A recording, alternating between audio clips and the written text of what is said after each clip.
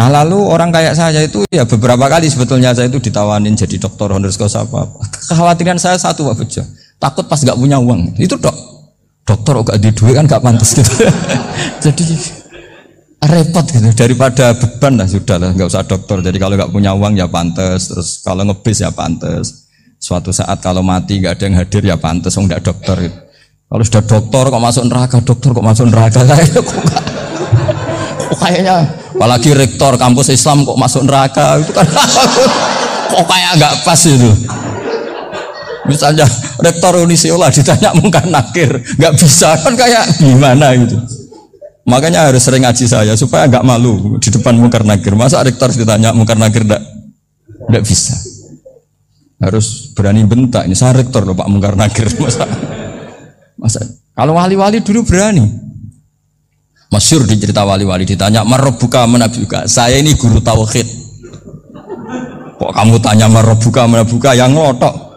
Kok kamu tidak pernah ngaji enak aja tanya. Jadi wali-wali itu ya rileks ngadepi mungkin. Saya akan rileks wali di Bang Pak Rektor. Saya yakin itu.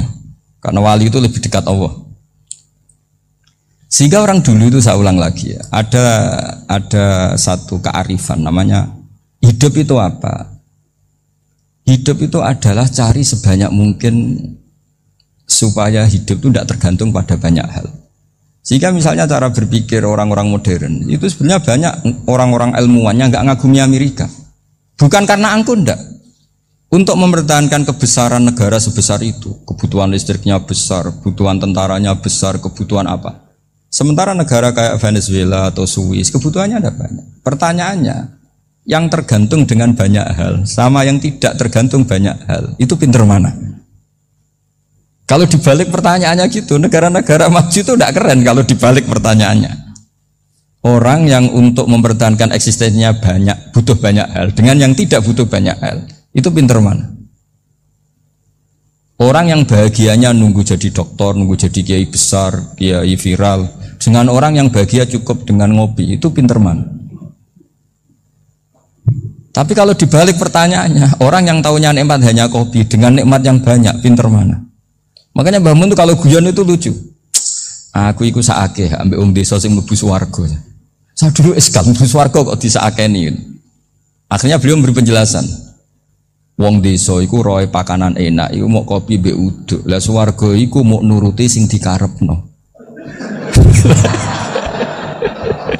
Akhirnya semua mangan wis ngopi, nguduk, ngopi ora roh pakanan liyane ora roh. Nasi mandi ora roh, pizza ora roh apa-apa. Terus saya bilang, wah lah niku nak nganti selera tentang wanita cantik. Iku juga sederhana. Rodok pesek ya wis cantik, rodok ireng ya wis. Apa bidadarinya seperti itu karena saking enggak pengalamannya. Jadi surga itu kan nuruti apa yang diinginkan. Kira-kira keinginan orang kampung kalau di surga itu apa coba? Makanan apa coba? Ya, nak senengnya ketemel gemblong itu. Artinya malaikat lebih suka nangani surganya orang-orang kampung di Bang Pak Rektor. Ini sudah ribet ini. Makanan apa saja sudah harus dicoba. Ya. Terus kalau di mall tahu orang macam-macam, seleranya macam-macam pasti. Enak mana kalau sampai jadi malaikat pelayan surga? Suka ngelayani orang kampung apa yang orang kota? Orang kampung kan?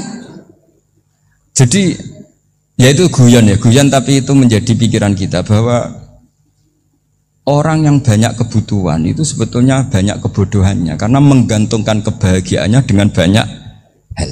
Makanya Imam Syafi'i ngendikan istighna itu apa? Al istighna anisya'i. Yang dikatakan kecukupan adalah berusaha sebanyak mungkin banyak hal tidak kamu butuhkan. Bukan memenuhi semua kebutuhan kamu karena nafsu kamu ini tidak ada batasnya gitu. Kalau kamu penuhin nggak akan selesai.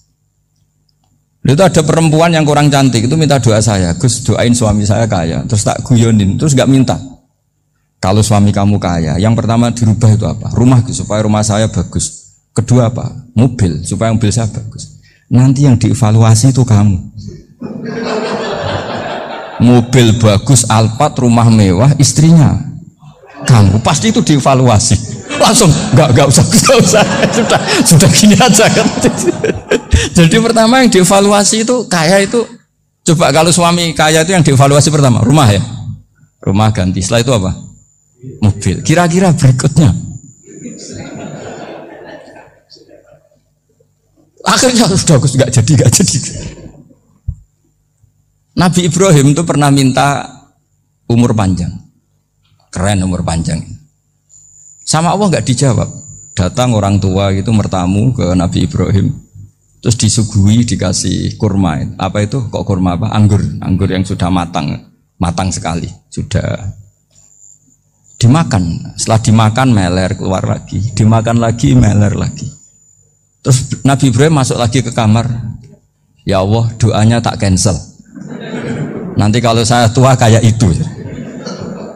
Jadi Allah itu nggak jawab langsung tapi ngirimkan itu. Akhirnya ya Allah nggak jadi. Nanti takut itu.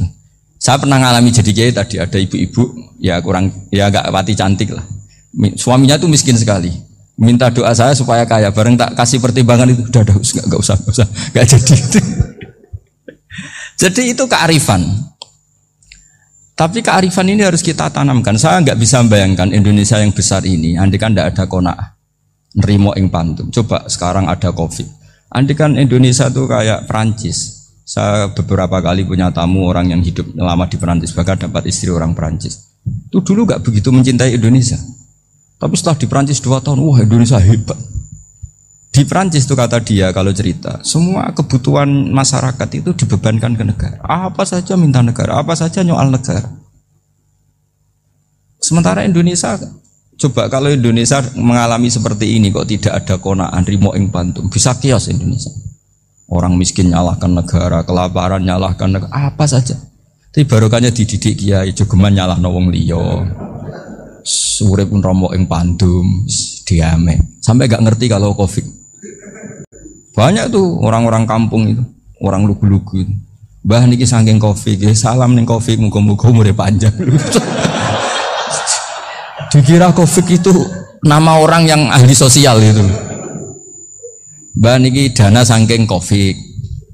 Matur nuwun sampai no salamku muga-muga umur panjang.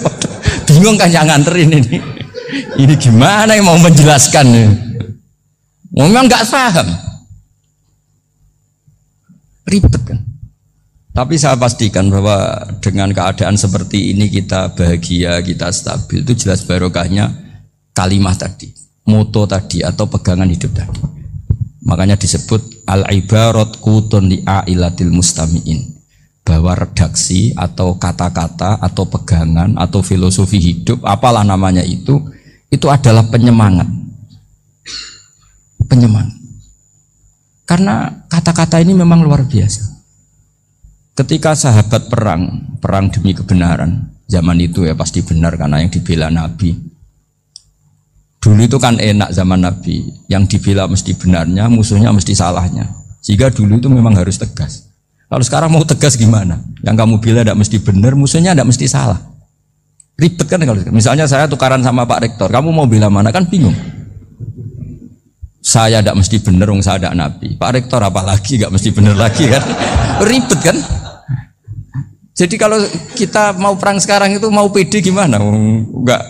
Makanya banyak ulama sekarang tuh mau tegas tuh nggak berani karena ya banyak hal yang abu-abu lah wilayahnya. Misalnya pilihan presiden atau pilihan bupati, pilihan menteri. Kamu mati-matian bela itu, yang kamu bela tidak mesti benar, musuh kamu tidak mesti salah. Misalnya pilihan bupati, wah ini kabupaten ini baik kalau bupatinya ini, yang satu bilang ini, terus tim suksesnya kamu tanya, kamu yakin? Ya tidak juga. Lah kenapa semangat? Kan saya botohnya paling alasannya ya itu aja, bukan yang lain. Beda dengan zaman Nabi, nabinya mesti benar, Abu Jahalnya mesti salah, kan enak aturan mainnya jelas. Singkat cerita dalam perang itu banyak sahabat yang ngalami luka, ngalami apa gitu. Kemudian curhat ke Nabi, ya Nabi gara-gara derekkan jenengan, ngikuti jenengan saya harus ngalami seperti ini. Ngiranya orang itu diapresiasi sama Allah keluarnya. Ternyata sama Allah nggak diapresiasi.